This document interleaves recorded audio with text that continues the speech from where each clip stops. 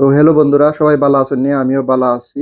আসলে কয়েকদিন ধরে অনবরত বৃষ্টিতে কারণে বিভিন্ন জায়গা পিছলা হইয়া রয়েছে। গতকালকে আমিও হঠাৎ করে পিছলা খাইয়ে পইড়া পাওয়ার মধ্যে অনেক ব্যথা পাইছি।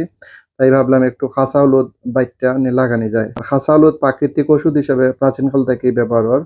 আঘাত ও ফুলে যাওয়া দ্রুত কমানোর ক্ষেত্রে খাসা হলুদের জুড়ি নাই। আর সবচেয়ে বিশেষ করে জীবাণু নাশ করার লাগে খুবই কার্যকরী একটা ওষুধ খাসা হলুদ।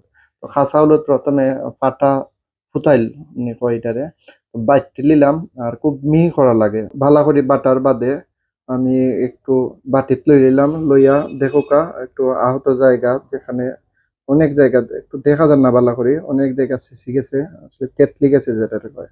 তো একটু চামচের মধ্যে কাঁচা হলুদ নিয়ে গরম করলাম। একটু গরম করার শেষে যখন একটু উষ্ণ গরম আছিল, আমি এই ক্ষত স্থানে লাগানোর চেষ্টা করছি। আসলে এত কষ্ট হয়েছে লাগাইতে, কারণ উষ্ণ গরম আছিল আর ক্ষত জায়গায় লাগানোর সাথে সাথে জান বাইরে গেছে। যাই হোক, তার মধ্যে জান আছে, বাইরেছে না। লাগানোর সময় আসলে অনেক বেশি কষ্ট হয়েছে, গরম আছিল।